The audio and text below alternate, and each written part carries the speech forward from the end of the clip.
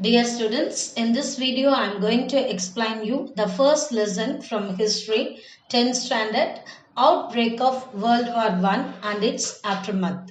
இந்த லெசன்ல நீங்க படிக்க போறது ஃபர்ஸ்ட் வேர்ல்டு வார் நடக்கிறதுக்கான காரணங்கள் என்னென்ன, இதுக்கு முன்னாடி என்ன சிச்சுவேஷன் உலக நாடுகள் கிட்ட இருந்தது, ஏன் இந்த வார் நடந்தது, அதுக்கான உடனடி காரணம் என்ன, அதை எப்படி அதனுடைய ரிசல்ட் என்ன, அதனுடைய இம்பேக்ட் உலக நாடுகளிடையே எப்படி இருந்தது, பாதிப்புகள், இதெல்லாம் தான் இந்த லெசன்ல நம்ம டீட்டெயிலா பார்க்க போறோம்.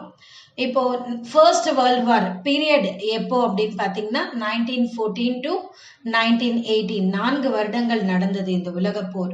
ஏன் இது உலக போர்னு சொல்றோம்? why it is known as world war அப்படின்னு பார்த்தீங்கன்னா the very first time in history of the world, உலக வரலாற்றிலேயே முதல் முறையா உலக நாடுகள் பெரும்பாலான வல்லரசு நாடுகள், வளர்ந்து வரும் நாடுகள் எல்லாமே இதுல பங்கெடுத்துக்கிட்டாங்க. அதனாலதான் இதை வேர்ல்டு வார் I அப்படின்னு சொல்றோம்.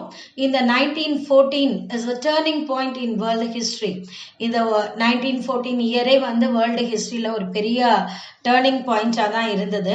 1789ல இருந்து 1914 வரைக்கும் உள்ள பீரியட லாங் 19th century அப்படின்னு ஹிஸ்டாரியன் சொல்றாங்க.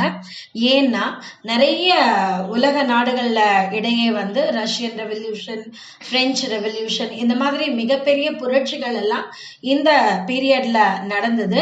அது 20வது நூற்றாண்டின் ஆரம்பத்திலையும் தொடர்ந்து நடந்து 1914ஆம் வருடம் வரைக்கும் நீடிச்சு அது முதல் உலக போருக்கு காரணமா இருந்தது. அதனால இத லாங் 19th century அப்படின்னு சொல்றாங்க. இந்த முதல் உலக போரால நிறைய பாதிப்புகள் பொருளாதார ரீதியா வேர்ல்டு உலகத்துல இருக்கிற அத்தனை நாடுகள்லயும் ஏற்பட்டது. Political map of the world was redrawn. சில நாடுகள் தன்னுடைய டெரிட்டரிஸ் இழந்தது and of course some countries extended its territory. சில நாடுகள் தன்னுடைய நில அமைப்பை விரிவுபடுத்திக் கொண்டன. 3 major countries lay shattered by the end of the war. 3 முக்கிய நாடுகள் வல்லரசு நாடுகளாக இருந்த ஜெர்மனி, ஆஸ்திரியா, ஹங்கேரி, ஆட்டோமன்ஸ், இவங்க எல்லாம் தன்னுடைய பவரை முதல் உலக போருக்கு அப்புறமா இழந்தாங்க. ரஷ்யன் ரெவல்யூஷனும் ஒரு முக்கியமான ஒரு இம்பாக்டா இந்த வேர்ல்டு வார்ல இருந்தது. And for the first time countries try to bring about world peace through the League of Nations. அதாவது முதல் உலக போர் நடந்து முடிஞ்ச உடனே உலக நாடுகள் அமைதியும் சமாதானமும் எவ்வளவு முக்கியம் அப்படிங்கறத நல்லா புரிஞ்சுக்கிட்டாங்க. அந்த அளவு இழப்புகள் ரொம்ப ஆழ்ந்து இருந்தது. அதனால லீக் ஆஃப் நேஷன் அப்படின்னு அமைதிக்கான ஒரு அமைப்பு வல்லரசு நாடுகளால உருவாக்கப்பட்டது. எல்லாத்தையும் நம்ம டீட்டெயிலா பார்க்கலாம். அதுக்கு முன்னாடி circumstances leading to the outbreak of the first world war. முதல் உலக போர் நடக்கிறதுக்கு முன்னாடி உலக நாடுகள் இடையே இருந்த சூழ்நிலைகள் என்ன மாதிரியான காரணங்கள் இந்த உலக போருக்கு இட்டு சென்றன, கூட்டிட்டு போச்சு அப்படிங்கறத தான் நம்ம பார்க்க போறோம். வேர்ல்டு கண்ட்ரீஸ் அப்படின்னு எடுக்கும் பொழுது முக்கியமா நம்ம பார்க்கறது யூரோப்பியன் நேஷன்ஸ். யூரோப்பியன் நேஷன்ஸ் பார்த்தீங்கன்னா England, Russia, Bulgaria, Germany, Austria, இந்த நாடுகள் எல்லாமே அப்போ பலம் பொருந்திய நாடுகளா இருந்தது. அவங்க அதுலயும் பிரிட்டன் பார்த்தீங்கன்னா capitalist, world leader of capitalism.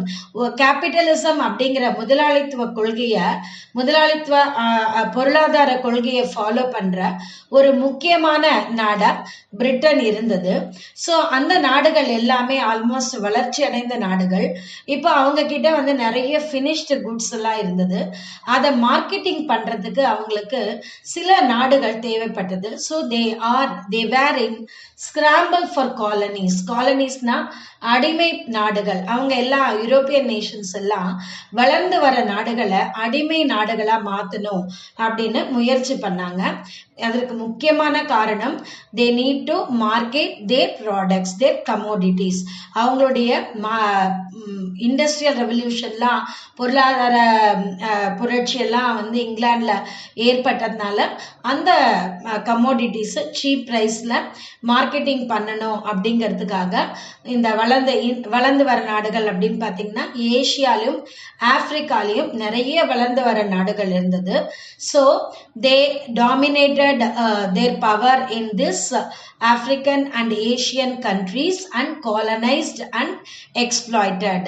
இந்த நாடுகள் கிட்ட இருந்த இயற்கை வளங்களை சுரண்டறதுக்காக அவங்க கிட்ட ஒரு போட்டி ஏற்பட்டது. There was a clash, rivalry among the great powers. அவங்களுக்குள்ள பெரிய போராட்டமே ஏற்பட்டது. அது மட்டும் இல்லாம அந்த வல்லரசு நாடுகள் என்ன எக்கனாமிக் பாலிசி ஃபாலோ பண்ணாங்க அப்படின்னு பாத்தீங்கன்னா மோனோபாலி அப்படிங்கிற ஒரு கேபிட்டலிசம், முதலாளித்துவ கொள்கையை தான் அவங்க ஃபாலோ பண்ணாங்க. அதாவது தனி மனிதனுடைய சுய லாபத்துக்காக எல்லாத்தையும் சுரண்டது அப்படின்னு சிம்பிளா சொல்லலாம். அந்த மாதிரி 2 ஆர்கனைசேஷன்ஸ் யூஎஸ்ஏல பாத்தீங்கன்னா ட்ரஸ்ட் அப்படின்னு ஒரு இண்டஸ்ட்ரியல் ஆர்கனைசேஷன், ஜெர்மனில கார்டல்ஸ் அப்படிங்கிற ஒரு இண்டஸ்ட்ரியல் ஆர்கனைசேஷன். இவங்க மோனோபாலி கேபிட்டலிசம்ஸ்க்கு எக்ஸாம்பிளா இருந்தாங்க. அதாவது ஏகாதிபத்தியம் அதுக்கு உதாரணமா இருந்தாங்க. லெனின் அப்படிங்கிற ஒரு மிகப்பெரிய தலைவருடைய கருத்து என்ன அப்படின்னா, imperialism is the highest stage of capitalism. அதாவது முதலாளித்துவ கொள்கை, கேபிட்டலிசம் ஒரு economic system where individual and private own goods. இந்த தனி மனிதனுடைய வளர்ச்சி, தனி கம்பெனிகளுடைய வளர்ச்சி அதிகமாகும் பொழுது அது ஏகபோக உரிமை, அதாவது ஏகாதிபத்தியம்னு தமிழ்ல சொல்லுவோம், இங்கிலீஷ்ல இம்பீரியலிசம் அப்படின்னு சொல்லுவோம், அதற்கு தான் வழிவகுக்கும் அப்படிங்கிறது லெனினுடைய தாட்டா இருந்தது. அதே மாதிரி தான் நடந்தது. எல்லாருடைய அக்ரெசிவ் ஆட்டிடியூட், வலு சண்டைக்கு போற ஒரு குணம், எல்லா நாடுகளையும் அடிமைப்படுத்தி தன்னுடைய பவரை எக்ஸ்டெண்ட் பண்ணணும், மற்ற நாடுகள்ல தன்னுடைய பவரை நிலைநாட்டணும் அப்படிங்கிற போட்டி, இதெல்லாம் தான் அப்போ நாடுகளிடையே ஒரு முக்கியமான ஒரு மனப்போக்காக இருந்தது. அதுதான் முதல் உலக போருக்கு ஒரு முக்கியமான காரணமாகவும் இருந்தது. Asia, the rise of Japan. European nations எப்படி தன்னுடைய பலத்தை பெருக்கிட்டு இருந்தாங்களோ அதே மாதிரி ஏசியன் கான்டினென்ட்ல குட்டி நாடா இருக்கிற ஜப்பானும் தன்னுடைய நேவி பவர், தன்னுடைய ஆர்மி பவரை ஸ்ட்ரெங்தன் பண்ண ஆரம்பிச்சாங்க.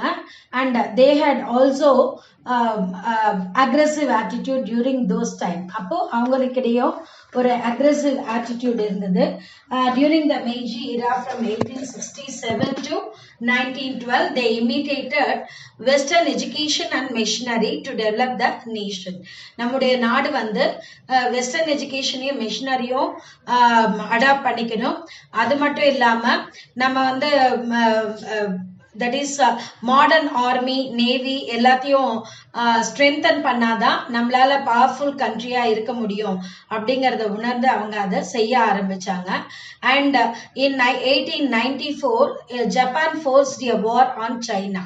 சின்னதா இருக்கிற ஜப்பான் நாடு பலமிக்க சைனாவை 1894க்கு அட்டாக்டு, அவங்க அட்டாக் பண்ண ஆரம்பிச்சாங்க. அண்ட் டு த சர்ப்ரைஸ், உலக நாடுகளே சர்ப்ரைஸ் ஆகிற அளவுக்கு little Japan defeated powerful China in Sino Japanese war in 1894-95. 1894-95ல சைனோ-ஜாப்பனீஸ் வார் நடந்தது. உலக நாடுகளே வியக்கத்தக்க அளவுல சிறிய நாடாக இருந்த ஜப்பான் பெரிய பவர்ஃபுல்லான சைனாவை தோக்கடிச்சு it annexed the Liaotung peninsula with Port Arthur. Liaotung பெனின்சுலால போர்ட் ஆர்த்தர் துறைமுகத்தோட சேர்த்து இதை தட் இஸ் அனெக்ஸ் பண்ணிக்கிட்டாங்க. But there was a pressure by European powers. ஆனா இது பொறுக்காத யூரோப்பிய நாடுகள், ரஷ்யா போன்ற நாடுகள் தொடர்ந்து வார்ன் பண்ணிட்டே இருக்காங்க. So Japan was frightened and it gave up its claim over Port Arthur. உடனே ஜப்பானும் கொஞ்சம் பயந்து தன்னுடைய பவரை, அந்த போர்ட் ஆர்த்தர்ல இருக்கிற தன்னுடைய பவரை விட்டு கொடுத்தது. ரஷ்யா இந்த ஆப்பர்ச்சுனிட்டியை யூஸ் பண்ணிட்டு சைனா வீக்கா இருக்காங்க, ஏன்னா ஆல்ரெடி சின்ன நாடே வின் பண்ணிடுச்சு, அதனால நம்ம ஈஸியா வின் பண்ணிடலாம் அப்படிங்கிற தாட்ல மஞ்சூரியாவை அட்டாக் பண்ண ரஷ்யா ஒரு பெரிய ஆர்மியை அனுப்புறாங்க. ஆனா smart Japan allied with England in 1902. ஆனா ஜப்பான் என்ன பண்ணாங்க, இங்கிலாந்து பெரிய கண்ட்ரியோட கண்ட்ரியோட ஒரு அலையன்ஸ் ஒன்று ஃபிக்ஸ் பண்ணிக்கிட்டாங்க. So in 1904 a war between Russia and Japan was held. ரஷ்யாக்கும் ஜப்பானுக்கும் 1904ல ஒரு வார் ஒன்று நடந்தது. அந்த வார்ல again the world countries were surprised because Japan defeated Russia and got back Port Arthur. Japan வந்து ரஷ்யாவை தோற்கடித்து போர்ட் ஆர்த்தரை வின் பண்ணாங்க. After the war Japan entered the circle of the great powers. பெரிய உலக நாடுகளுடைய வல்லரசு நாடுகள்ல ஒன்றாக இந்த வாருக்கு அப்புறமா ஜப்பானை எல்லாரும் புரிஞ்சுக்கிட்டாங்க. இது வந்து உலக நாடுகள்லயே மிகவும் வல்லரசு நாடுதான் அப்படிங்கறத உணர்ந்துகிட்டாங்க. Colonization and its fall out. நான் ஆல்ரெடி உங்களுக்கு எக்ஸ்பிளைன் பண்ண மாதிரி யூரோப்பியன் நேஷன்ஸோடைய மெயின் எய்மே வளர்ந்து வர ஏசியா ஆப்பிரிக்க நாடுகள் கிட்ட இருக்கிற ரீசோர்சஸ் எக்ஸ்ப்ளாய்ட் பண்ணணும் அப்படிங்கிறது தான் அவங்களுடைய மெயின் எய்ம். அதனால Britain, France and Belgium had divided the African continent between them. African continent almost இவங்க 3 பலம் பொருந்திய நாடுகளும் அவங்களுக்குள்ள டிவைட் பண்ணிக்க ஆரம்பிச்சிட்டாங்க. இதுல few areas were undertaken by Germany and Italy. இதுல ஜெர்மனியும் இட்டாலியும் கூட சில ஏரியாஸை அண்டர்டேக் பண்ணிட்டாங்க. ஜப்பான் கொரியாவையும் தைவானையும் அண்டர்டேக் பண்ணாங்க. France conquered Indo China. Indo சைனாங்கிறது வியட்நாம், லாவோஸ், கம்போடியா இந்த மாதிரி நாடுகள் இருந்த மியான்மர் இந்த பகுதிகள் தான் இண்டோ சைனான்னு சொல்றோம். அதை பிரான்ஸ் கான்குவயர் பண்ணாங்க. யுஎஸ் வந்து ஸ்பெயின்ல இருந்து பிலிப்பைன்ஸையும், Britain and Russia agree to partition Iran. ஈரானை பிரிட்டனும் ரஷ்யாவும் பிரிச்சுக்கிட்டாங்க. ஸோ இந்த யூரோப்பியனுடைய attempt to carve out colonies in Africa, ஆப்பிரிக்கால காலனிஸை எடுத்துக்கணும், அடிமை நாடுகளை ஆக்கணும் அப்படிங்கிற இந்த European attempt resulted in bloody battles. ஒரு பெரிய பேட்டில்ஸ்ல போய் முடிஞ்சது. பிரெஞ்சுக்காரங்க ரொம்ப லாங்கா ஃபைட் பண்ணி அல்ஜீரியாவையும் சின்னகலையும் வின் பண்ணாங்க. பிரிட்டிஷ் பலம் பொருந்திய பிரிட்டிஷ் ஜூலு லேண்ட் அப்படிங்கிற அந்த ஜூலுஸ் மக்கள் கிட்ட தோத்து போனாங்க. இட்டாலியன் ஆர்மி பெரிய நாடா இருந்த இட்டாலி இத்தியோப்பியன் ஆர்மி கிட்ட அடோவா வார்ல தோத்து போனாங்க. ஸோ இது வந்து colonisation and its fall out. எப்படி வந்து அடிமை நாடுகளை, ஆப்பிரிக்கா நாடுகளை எப்படி அடிமைப்படுத்தணும் அப்படின்னு யூரோப்பியன் நேஷன்ஸ் எடுத்த முயற்சிகளும் அதனுடைய பலன்களும் நம்ம இப்ப பார்த்தோம்.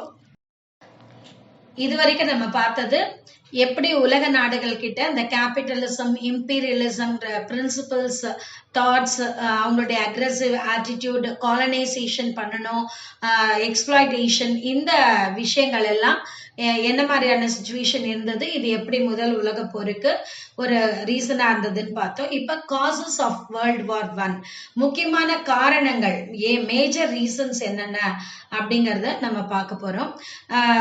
அதாவது இன் 1900ல 5 யூரோப்பியன் நேஷன்ஸ், யூரோப்ல இருக்கிற முக்கியமான 5 நாடுகள், Germany, Austria, Hungary, Italy, France, Russia, இந்த 5 நாடுகளும் 2 பிரிவா பிரிஞ்சது.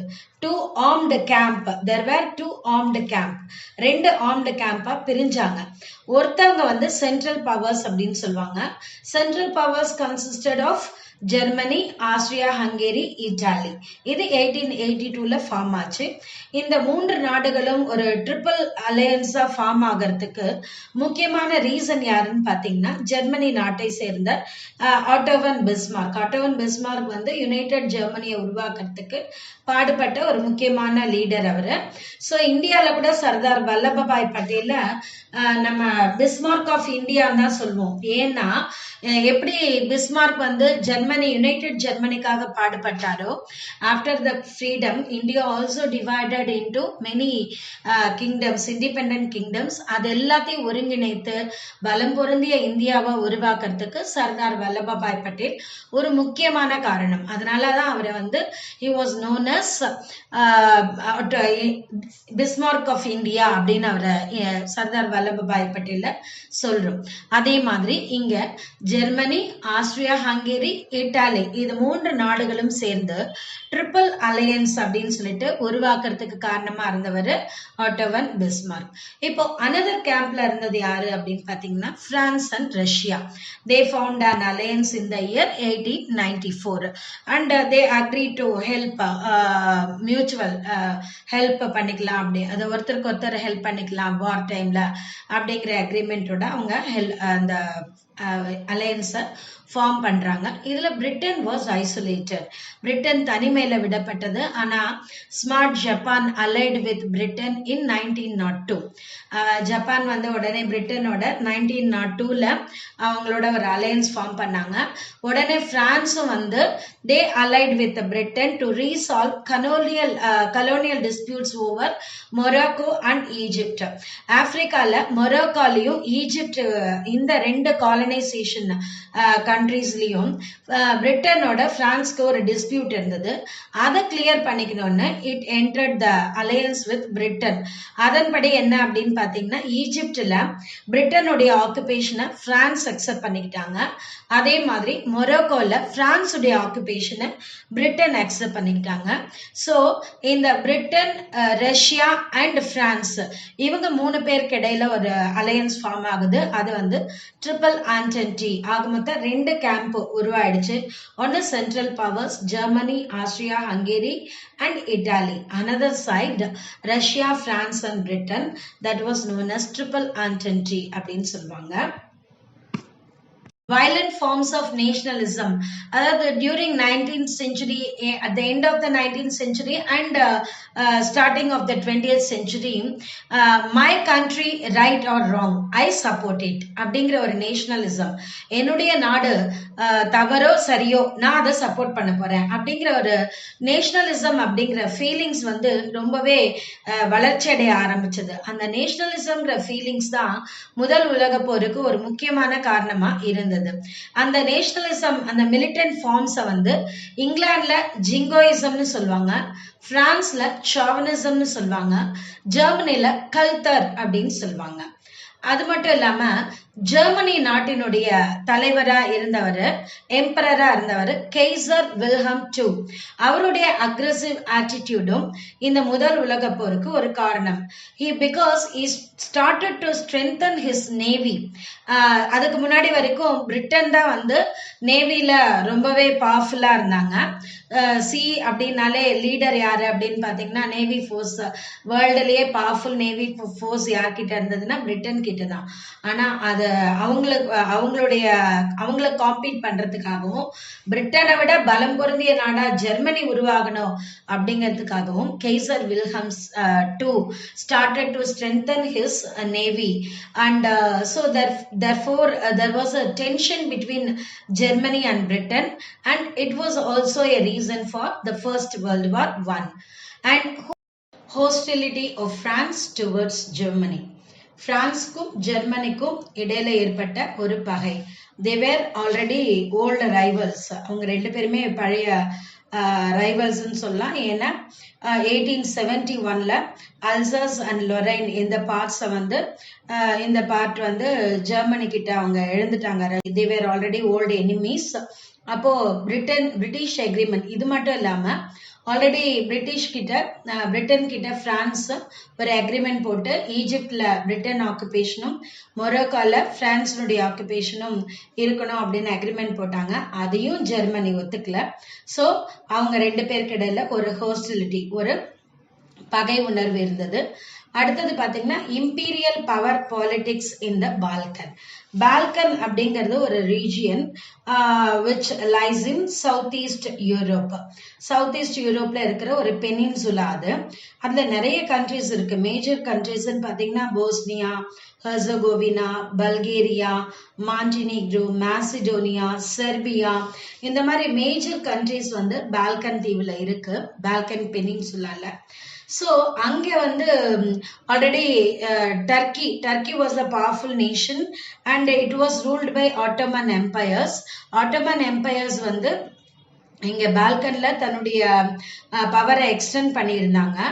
இந்த பால்கன் நாடுகள்ல வந்து தன்னுடைய ஆதிக்கத்தை செலுத்தணும் அப்படின்னு ஆஸ்திரியாவும் ரஷ்யாவும் விரும்பி they entered with an alliance. அதன்படி Austria should annex Bosnia and Herzegovina. அதே மாதிரி Russia should have control over Mediterranean because they need to move their warships எல்லாம் அதன் வழியா மெடிடேரியன் சி வழியா அவங்க மூவ் பண்ணும் அப்படிங்கிறதுக்காக ஒரு அக்ரிமெண்ட் போட்டாங்க. அந்த அக்ரிமெண்ட் படி Austria annexed Bosnia and Herzegovina, போஸ்னியாவையும் ஹெர்சகோவினாவையும் அவங்க அட்டாச் பண்ணிக்கிட்டாங்க. இதை பார்த்த அண்டை நாடாக இருந்த Serbia also major and powerful nation in Balkan region. So அவங்க உடனே ஆஸ்திரியாவை அப்போஸ் பண்ண ஆரம்பிச்சாங்க. ஆஸ்திரியாவுடைய இந்த ஆக்ஷன் போஸ்னியாவையும் ஹெர்சகோவினாவையும் இவங்க எப்படி அட்டாச் பண்ணிக்கலாம் அப்படின்னு செர்பியா அதை அப்போஸ் பண்ணாங்க. ஆஸ்திரியாவுக்கு எப்பவுமே உதவ தயாரா இருந்தது ஜெர்மனி. அப்போ ஜெர்மனியும் இதை ஃப்ரீயா விடணும் அப்படின்னு நினைக்கல. ஜெர்மனியும் ஏதாவது ஒரு பாயிண்ட்ல தன்னுடைய பவரை நிலைநாட்டணும் அப்படின்னு யோசிச்சுட்டு இருந்தாங்க. இப்போ இந்த டைம்ல ஆட்டோமன் எம்பையர் வந்து இங்க ஆல்ரெடி பால்கன்ல தன்னுடைய பவர் டில் ஹங்கேரியில இருந்து போலண்ட் வரைக்கும் அவங்களுடைய பவர் இருந்தது. ஆனா அதே நேரத்துல டர்க்கில ஒரு பொலிட்டிக்கல் இன்ஸ்டபிலிட்டி இருந்தது. ஏன்னா நான் டர்க்கிஷ் பீப்புள் வந்து நிறைய இருந்தாங்க. அவங்க வந்து ஏதோ ஒரு புரட்சி ஆட்டோமன் எம்பையர்ஸ் எதிராக புரட்சி பண்ணிட்டே இருந்தாங்க. ஸோ கிரீக் இதை யூஸ் பண்ணிட்டு கிரேக்க நாடு it become independent from Turkish கண்ட்ரோல்ல இருந்து தன்னுடைய அடிமைத்தனத்தை விடுத்து சுதந்திர நாடா ஆயிடுச்சு. அப்போ அந்த கிரீஸ், செர்பியா, பல்கேரியா, அதுக்கப்புறம் மாண்டினீக்ரோ இந்த நாடுகள் கிட்ட மேசிடோனியாவை பகிர்ந்துக்கணும் அப்படின்னு ஒரு போட்டி இருந்தது. ஏன்னா மேசிடோனியால மிக்ஸ்டு பாப்புலேஷன் இருந்தது. டர்க்கிஷ் பீப்புள், நான் டர்க்கிஷ் பீப்புள், நிறைய மிக்ஸ்டு யூரோப்பியன் பீப்புள்னு இந்த மாதிரி நிறைய மிக்ஸ்டு பாப்புலேஷன் இருந்ததுனால மேசிடோனியாவை தனக்குள்ள பிரிச்சுக்கணும் அப்படின்னுட்டு கிரீஸ், செர்பியா, பல்கேரியா, மாண்டினீக்ரோ இந்த நாடுகள் முனைஞ்சது. அதனால அவங்க வந்து ஒரு லீக் ஒன்று ஃபார்ம் பண்ணிக்கிட்டாங்க, ஒரு ஆர்கனைசேஷன் மாதிரி. கிரீஸ், செர்பியா, பல்கேரியா, மாண்டினீக்ரோ இந்த நாடுகளும் சேர்ந்து லீக் ஆஃப் பால்கன் லீக் அப்படின்னு சொல்லிட்டு ஒரு லீக் ஒன்று ஃபார்ம் பண்ணாங்க 1912ல. கிரீஸ், செர்பியா, பல்கேரியா, மாண்டினீக்ரோ இந்த 4 நாடுகளும், இந்த 4 நாடுகளும் சேர்ந்து இது மேசிடோனியாக்காக டர்க்கியை அட்டாக் பண்ணாங்க. And league attacked and defeated Turkish forces. League வந்து டர்க்கிஷ் ஃபோர்ஸஸை ஃபர்ஸ்ட் பால்கன் வார் அப்படின்னு சொல்லுவாங்க. It was held in the year 1912 to 13 and it was ended with the Treaty of London. Treaty of Londonல இந்த வார் முடிவுக்கு வந்து Turkey was defeated. லீக்ல இருந்த Nations வந்து win பண்ணாங்க. அதுல அல்பேனியா அப்படிங்கிற ஒரு புதிய நாடு உதயமாச்சு. மேசிடோனியாவை இவங்க வின் பண்ண நாடுகள்லாம் பிரிச்சுக்கிட்டாங்க. அப்படி பிரிச்சுக்கும் பொழுது Bulgaria was not satisfied with the division of மேசிடோனியால அதுக்கு கிடைத்த பங்கு அதுக்கு திருப்தி அளிப்பதா இல்ல பல்கேரியாவுக்கு. So again there was a war between Bulgaria and Serbia and Greece. இதுல செர்பியா, கிரீஸ் 2 நாடுகளையும் எதிர்த்து பல்கேரியா போரிட்டது. இது செகண்ட் பால்கன் வார் அப்படின்னு சொல்லுவாங்க. It was in the year 1913 and it was ended with the Treaty of Bucharest in August 1913. அதோட அந்த வார் வந்து முடிஞ்சது. இதுல டர்க்கி வந்து ஆல்ரெடி ரொம்ப வீக் ஆயிடுச்சு. அடுத்தது இம்மீடியட் காசஸ், அதாவது உடனடி காரணம் என்ன? இந்த இந்த நம்ம ஆல்ரெடி பார்த்தது எல்லாமே வந்து சின்ன சின்ன விஷயங்கள், அங்கங்க எனிமிட்டிஸ் ரைஸ் ஆயிட்டே இருந்தது. ஆனா இம்மீடியட்டா ஃபர்ஸ்ட் வேர்ல்டு வார் ஏன் உருவாச்சு அப்படின்னு பாத்தீங்கன்னா, நம்ம ஆல்ரெடி பார்த்தோம் ஆஸ்திரியாவுக்கும் செர்பியாவுக்கும் பயங்கர பகை உணர்வு இருந்தது அப்படின்னு சொல்லிட்டு. போஸ்னியாவையும் ஹெர்சகோனியாவையும் இவங்க ஆஸ்திரியா அனெக்ஸ் பண்ணது செர்பியாவுக்கு சுத்தமா பிடிக்கல அப்படிங்கறத பார்த்தோம். 1914ல ஆர்க்டியூக் பிரான்ஸ் ஃபெர்டினாண்ட் அப்படிங்கிறவர் ஆஸ்திரியா ஹங்கேரியினுடைய இளவரசர். அவர் ஆஸ்திரியால பிரான்ஸ் ஜோசப் அப்படின்னு அரசர் இருந்தாரு. அவருடைய வாரிசு இந்த ஆர்க்டியூக் பிரான்ஸ் ஃபெர்டினாண்ட், அடாப்டட் சன். அவர் வந்து he was assassinated by Bosnian Cerf. Bosnia செர்பிய நாட்டு இளைஞன் பிரின்சிப் அப்படிங்கிறவரால இந்த ஆஸ்திரிய நாட்டினுடைய இளவரசர் கொல்லப்படுகிறார். ஸோ இதுதான் வந்து முக்கியமான ரீசனா, இம்மீடியட் ரீசனா நமக்கு ஃபர்ஸ்ட் வேர்ல்டு வார்க்கு சொல்லப்படுது. Austria decided to attack Serbia. Germany always ready to help Austria. Germany எப்பவுமே ரெடியா இருக்கு ஆஸ்திரியாவுக்கு ஹெல்ப் பண்றதுக்கு. And it had the enmity with Russia. இதுக்கு வந்து ரஷ்யாவும் ஆல்ரெடி எனிமி. அதனால இந்த வாய்ப்பை பயன்படுத்தி ஜெர்மனி ரஷ்யாவை தோக்கடிக்கணும் அப்படின்னு வார் டிக்ளேர் பண்ணுது. Of course it doesn't have any enemy with France. பிரான்ஸ்க்கு வந்து இதுகிட்ட ஜெர்மனிக்கு எந்த எனிமிட்டியும் இல்லை. ஆனாலும் there was a alliance between France and Russia. Franco-Russian alliance already இருந்ததுனால German planned a war against France also. German வந்து பிரான்ஸ் கூடயும் ரஷ்யா கூடயும் போரிட தயாரா ஆயிடுச்சு. ஆல்ரெடி செர்பியாக்கு எகெயின்ஸ்டா ஆஸ்திரியாவும் ரெடியா இருக்கு. அது மட்டும் இல்ல, பெல்ஜியன்ல வந்து ஜெர்மன் வந்து தன்னுடைய நியூட்ரலிட்டி, தன்னுடைய நடுநிலை தன்மையை மீறினதுனால பிரிட்டனுக்கும் ஜெர்மனி மேல பகை இருந்தது. இப்போ பிரிட்டன் ஜெர்மனி இவங்க ரெண்டு பேருமே, ஜெர்மனிக்கு இப்போ பிரிட்டன், பிரான்ஸ், ரஷ்யா இந்த 3 நாடுகளும் பகை நாடாக மாறியது.